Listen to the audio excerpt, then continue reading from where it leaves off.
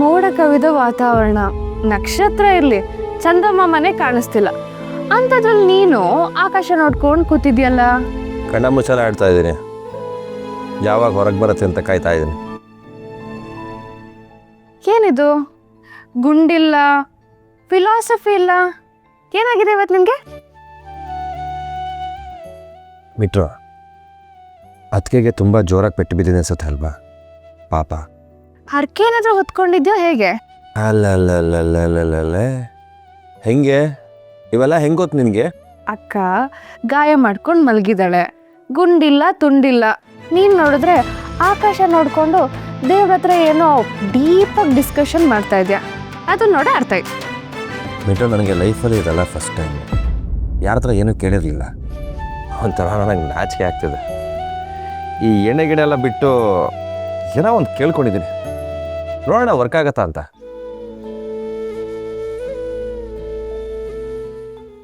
ನೀನು ಹೇಳ್ತಿರೋ ಚಾಲೆಂಜ್ನ ಅಕ್ಸೆಪ್ಟ್ ಮಾಡಿ ಹೇಗಾದರೂ ಅಡುಗೆ ಮನೆಗೆ ಹೋಗಿ ತಿಂದು ಬಂದ್ಬಿಡ್ತೀನಿ. ರುಕ್ಕು, ಏನಿದೆ ಎಲ್ಲರ ಮುಂದೆ? ಅದಕ್ಕೆ ಕೈ ರುಚಿ ಮಾತ್ರ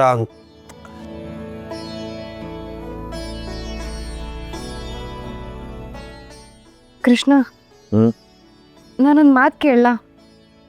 ಕೇಳಿ.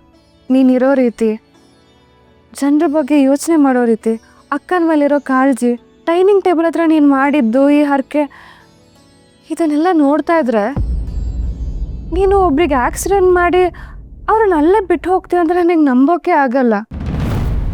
ಅಣ್ಣನ ವಿಷಯದಲ್ಲಿ ಯಾಕೆ ಹಾಗೆ ಮಾಡ್ತಾ ಕೃಷ್ಣ?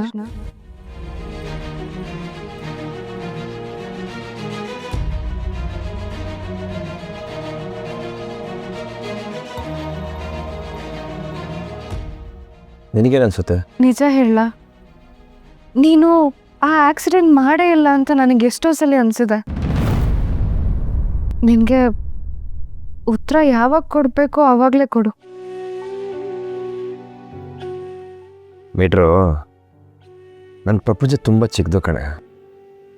ಬೇರೆಯವ್ರಿಗೆ ದೊಡ್ಡ ದೊಡ್ಡ ಪ್ರಪಂಚ ಇರುತ್ತೆ, ಏನೇನೋ ಆಲೋಚನೆಗಳಿರುತ್ತೆ, ಏನೇನೋ ಆಸೆ ಇರುತ್ತೆ ಲೈಫಲ್ಲಿ. ಸುತ್ತಾಡಬೇಕು, ತಿನ್ನಬೇಕು, ಒಳ್ಳೊಳ್ಳೆ ಬಟ್ಟೆ ಹಾಕ್ಕೊಬೇಕು, ಎಲ್ಲೆಲ್ಲೋ ಹೋಗ್ಬೇಕು, ಏನೇನೋ ಆಸೆ ಇರುತ್ತೆ. ಆದರೆ ನನಗೆ ಆ ಥರ ಆಸೆ ಏನೂ ಇಲ್ಲ. ನಾನು ಹೇಳಿದ್ನಲ್ಲ, ನನ್ನ ಪ್ರಪಂಚ, ಆ ಪ್ರಪಂಚದಲ್ಲಿ ಒಂದು 5 ಜನ ಇದ್ದಾರೆ ಅಷ್ಟೆ. ನನಗೆ ಅವ್ರು ಚೆನ್ನಾಗಿದ್ರೆ ಅಷ್ಟೇ ಸಾಕು, ಇನ್ನೇನು ಬೇಡ. ಅವ್ರಿಗೋಸ್ಕರ ನಾನು ಏನು ಬೇಕಾದರೂ ಮಾಡ್ತೀನಿ. ನಿನ್ನ ಪ್ರಪಂಚದಲ್ಲಿ ಯಾರ್ಯಾರಿದ್ದಾರೆ? ಫಸ್ಟು ಅವಳು, ಆಮೇಲೆ ವಿನಯ್, ನಮ್ಮ ಡಾರ್ಲಿಂಗ್ ಯಶು, ಭರತ, ನಮ್ಮ ಡಾನು ಸೂರ್ಯಪ್ರಕಾಶ್, ಈಗ ಅತ್ತಿಗೆ, ಅಷ್ಟೇ. ಅವಳು ಅಂದರೆ ಯಾರು?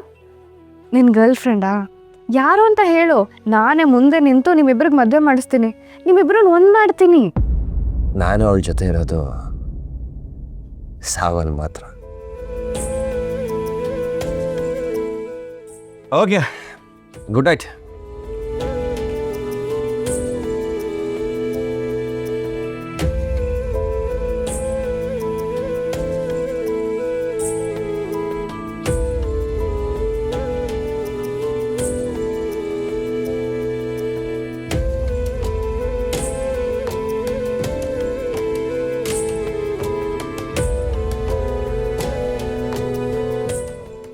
ಅವಳು ಅಂದರೆ ಅಮ್ಮ.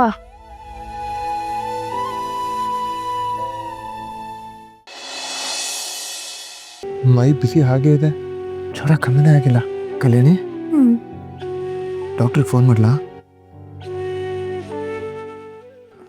ಬೇಡ, ನನ್ನ ಬಿಟ್ಟು ಎಲ್ಲೂ ಹೋಗ್ಬೇಡ ಪ್ಲೀಸ್. ನಾನು ಇಲ್ಲೇ ಇದ್ದೀನಿ, ನಾನು ಎಲ್ಲೂ ಹೋಗಲ್ಲ. ನೀ ಆರಾಮಾಗಿ ಮಲ್ಕೋ. ನೀ ನನ್ನ ಯಾವತ್ತೂ ಬಿಟ್ಟು ಹೋಗಲ್ಲ ಅಲ್ವಾ? ಕೊನೆವರೆಗೂ ನಿನ್ನ ಜೊತೆನೇ ಇರ್ತೀನಿ. ನಾನು ನಿನ್ನ ತುಂಬ ಪ್ರೀತಿಸ್ತೀನಿ.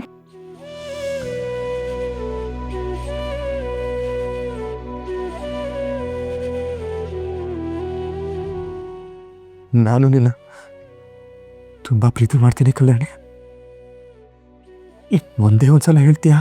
ನಾನು ಉಸಿರಿರೋವರೆಗೂ ಹೇಳ್ತಾನೆ ಇರ್ತೀನಿ, ಐ ಲವ್ ಯು.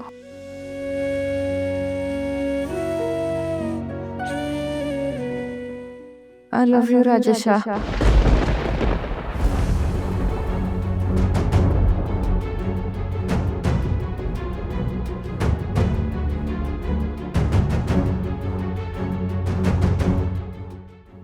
ನನ್ನ ಬಿಟ್ಟು ಹೋಗ್ಬೇಡ ರಾಜೇಶ.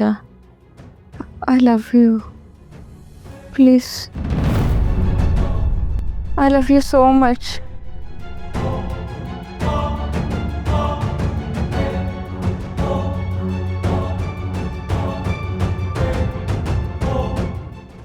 ರಾಜೇಶ, ಲವ್ ಯು ಕಣೋ.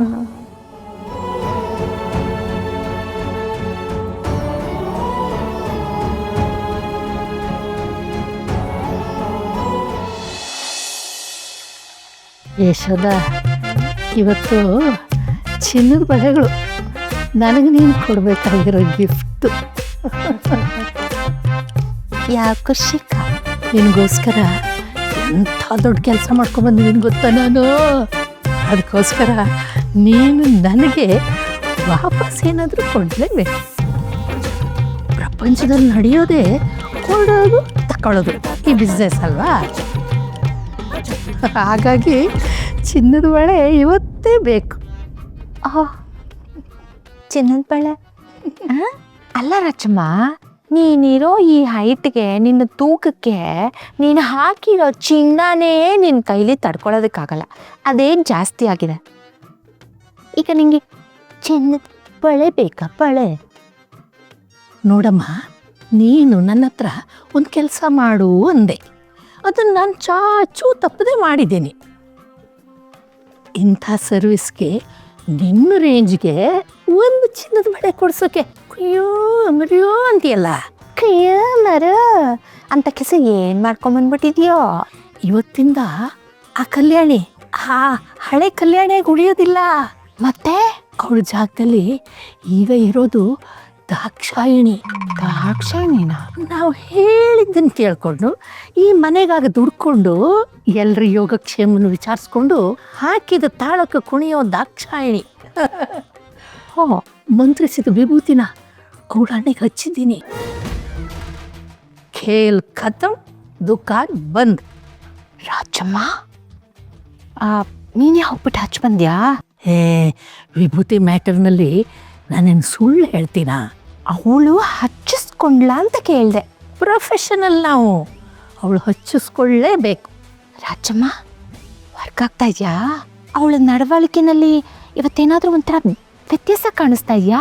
ನೀನೇ ನಿನ್ನ ಕಣ್ಣಾರೆ ನೋಡು. ಶಾಕ್ ಆಗಿ ಸೆಕೆ ತಗೊಂಡ್ಬಿಡ್ತೀಯ. ಬಾ